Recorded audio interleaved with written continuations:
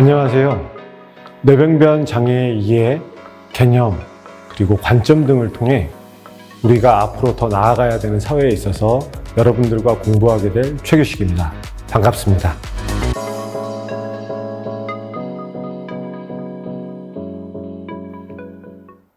그럼 순서를 먼저 살펴볼까요? 첫 번째, 장애의 개념, 그리고 유형.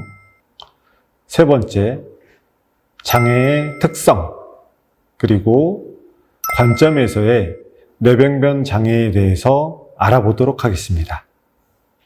뇌병변 장애의 개념입니다. 하나의 특정 질환이 아니라 뇌 손상으로 인한 기능적 어려움을 포괄하고 있습니다. 장애인 복지법에서는 뇌 손상으로 인한 신체적, 정신적, 기능에 영구적 장애가 생겨 일상생활을 수행하기 어려운 상태를 정의합니다. 뇌는 신체 활동을 조절하는 아주 중요한 기관이고요. 우리의 운동, 생각하는 인지, 느끼는 감각, 표현하는 언어, 그리고 이 모든 걸 감정 조절할 수 있는 여러 영역에서 복합적인 어려움이 나타날 수 있습니다. 진행성 질환이 아니며 뇌 손상 자체는 악화되지 않습니다. 다만 이미 발생한 손상으로 지속적 관리와 재활이 필요합니다. 예를 들어 전문 재활병원, 운동재활, 언어재활 등을 통해 진행되어야 하며 재활이 부족할 경우 뇌 손상의 진행은 되지는 않지만 신체적인 근육의 단축 등이 발생되어 부작용이 초래합니다. 이번에 유형에서 첫 번째 외상성 뇌손상에 대해 알아보겠습니다. 외부 충격으로 뇌가 손상되는 것을 얘기합니다. 그림에서처럼 뇌진탕이라고도 얘기하고 직접 충격이 가해지거나 가속과 감속, 그리고 폭발성 뇌의 손상으로 증상으로는 일시적인 의식 손실이 생길 수 있고 어지러움증, 구토, 더불어 어눌한 말, 피로감, 멍한 상태 등을 증상으로 볼 수 있습니다. 그럼 원인들을 알아보겠습니다. 외상성 뇌손상은 교통사고, 낙상, 스포츠 활동 중 충돌이 원인이 됩니다. 부위에 따라 한쪽 팔다리 마비, 균형감각, 언어장애 등 다양한 증상이 급성으로 나타날 수 있습니다. 외상성 뇌손상은 다발성으로 나타나는 경우가 많다고 합니다. 이로 인해 우리가 알고 있는 마비에서의 유형과 증상이 복합적으로 나타나는 경우가 많습니다. 이번엔 뇌졸중입니다. 혈관이 막히는 뇌경색, 터지는 뇌출혈이 있고요. 막히거나 터져서 뇌조직이 손상되는 경우를 말하고 흔히 중풍이라고도 합니다. 뇌졸중은 갑작스러운 편측마비가 발생하거나 말이 어눌해지고 성인에게서 가장 흔히 나타나는 원인으로 마비 부위의 경직이 동반되기도 합니다. 관절이 뻣뻣하고 움직임이 제한되고 보행, 일상생활 수행에 큰 어려움이 발생됩니다. 뇌졸중은 상지에서 어깨는 몸에 붙고 팔꿈치는 굽혀지고 손목과 손은 구부러져 주먹을 쥐는 모습으로 나타나는 상태를 많이 보입니다. 다음은 마비 증상의 유형입니다. 그림에서처럼 단마비, 편마비, 하반신마비, 사지마비, 삼지마비 등을 볼 수 있고요. 사지마비는 양팔과 양다리, 모두 마비가 심한 상태이며 하지마비는 양쪽 다리에 마비가 있는 경우를 얘기합니다. 편마비는 뇌의 한쪽 방구 손상으로 반대쪽 팔다리, 얼굴에 마비가 오는 가장 흔한 상태이며 단마비는 한쪽 팔이나 다리처럼 신체 일부만 마비되는 경우입니다. 삼지마비는 세 개의 사지, 예를 들어 양쪽 다리와 한쪽 팔에 마비가 나타나는 경우입니다. 흔히 나타날 수 있는 마비 증상으로는 볼 수 없습니다. 그럼 이번엔 운동장애의 유형을 보겠습니다. 운동장애의 유형에 따라 일부분 침범이 되고 몸 전체 침범이 되는 경우가 있는데 경직형 운동, 이상형, 실조형 운동으로 볼 수 있습니다.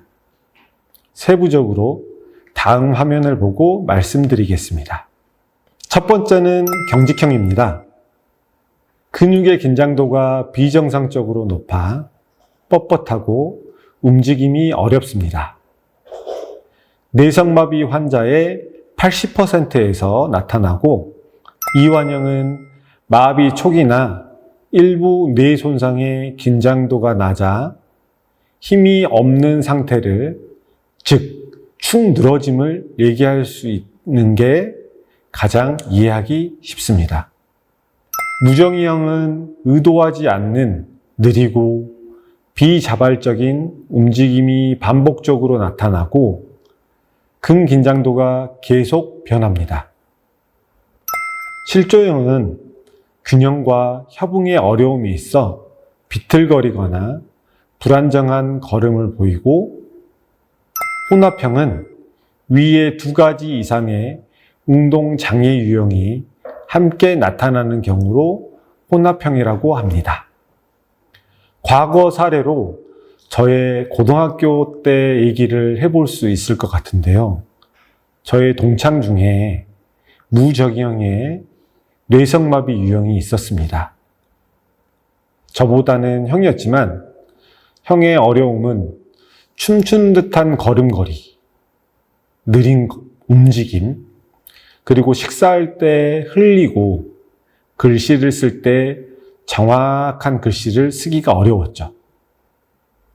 그래도 일상생활을 해나갈 수 있도록 본인이 학교 생활을 하며 사회로 나온다는 것이 너무 멋져 보였습니다.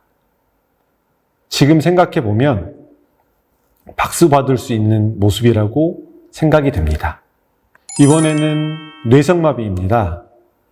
출생 전후 뇌손상으로 인해 발생되는 운동 및 자세 장애이며 뇌가 미성숙한 시기에 비진행성 손상으로도 발생되기도 합니다.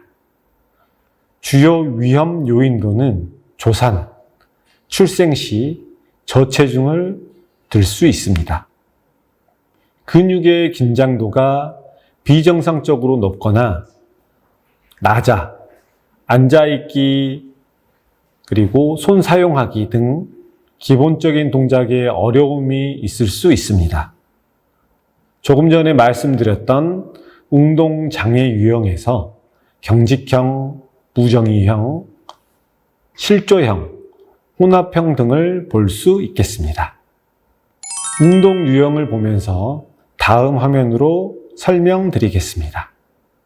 운동 특성으로는 뇌손상으로 팔다리, 마비, 근육의 경직, 그리고 떨림 등이 원하는 대로 움직여지기 어렵습니다. 외상성 뇌손상, 뇌졸중, 뇌성마비에 따른 운동 특성을 말씀드리겠습니다. 첫 번째, 외상성 뇌손상 부위에 따라 한쪽, 그리고 전신마비가 생길 수 있고 근력 저하와 균형 상실이 흔히 나타납니다.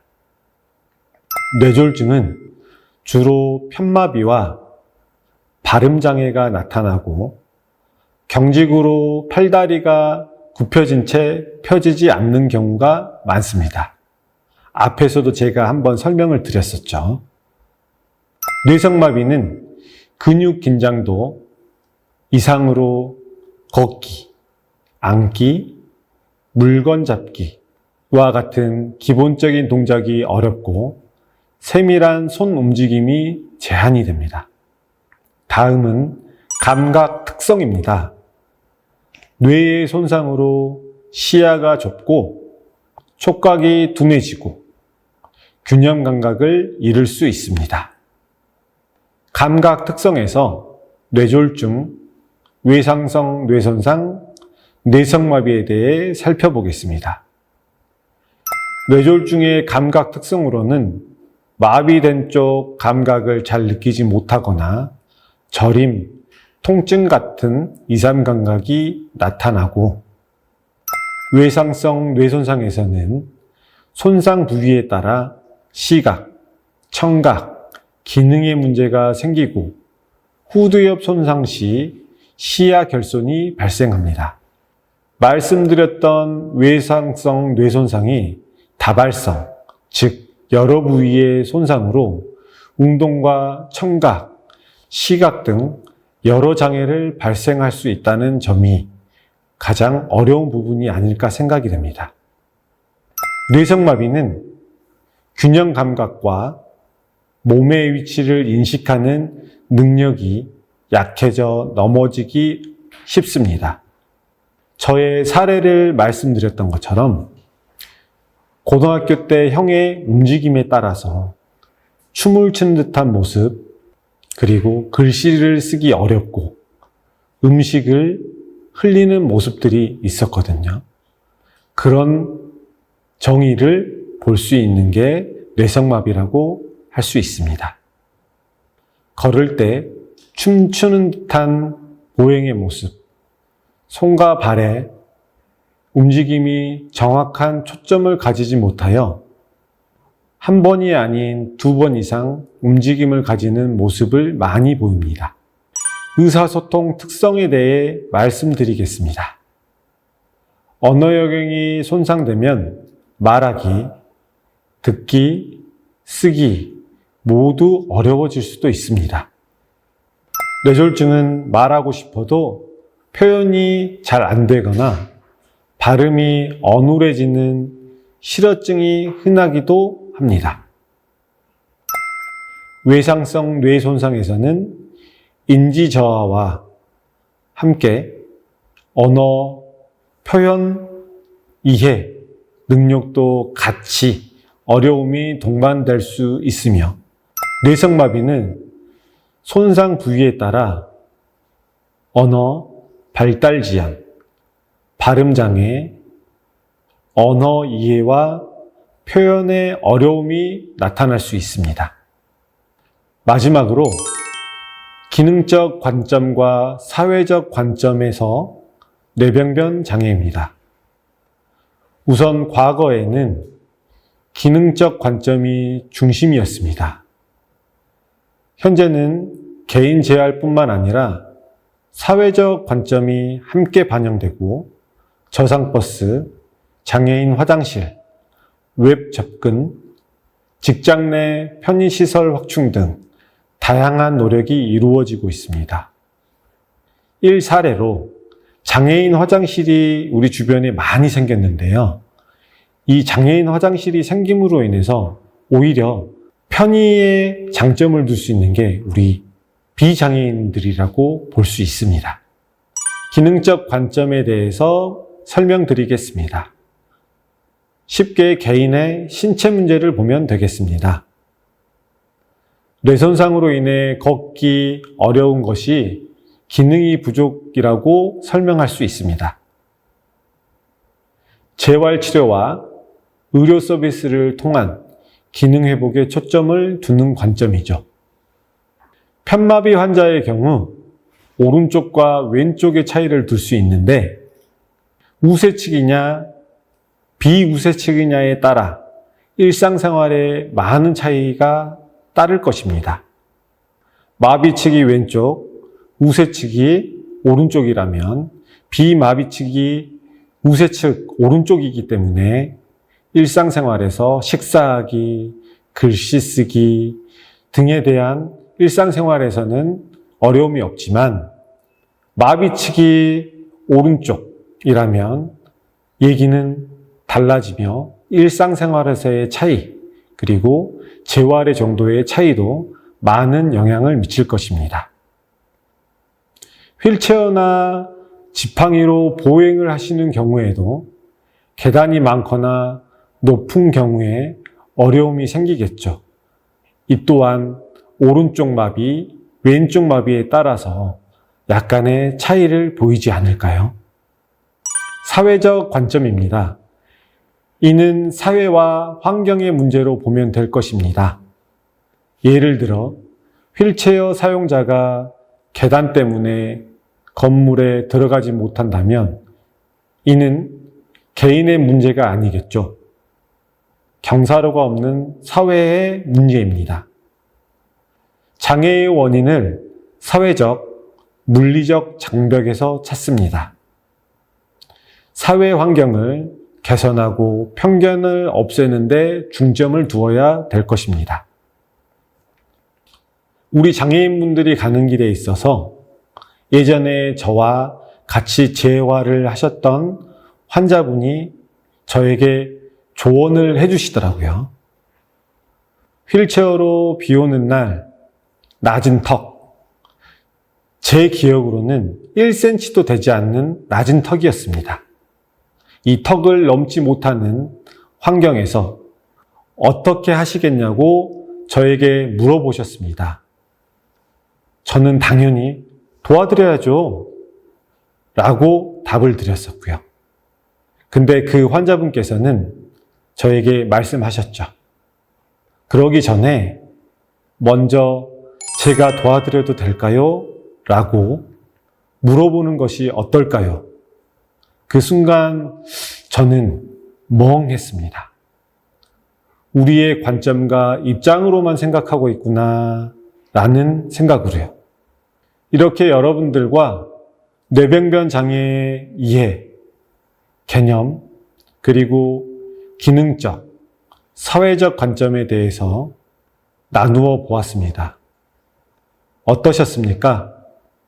아직 우리 사회가 많이 부족하지만 이 또한 여러분의 사회적, 기능적 관점을 조금씩 변화시켜 장애라는 것이 더불어 살아가고 우리가 같이 나아가야 되는 부분들이 되지 않을까요?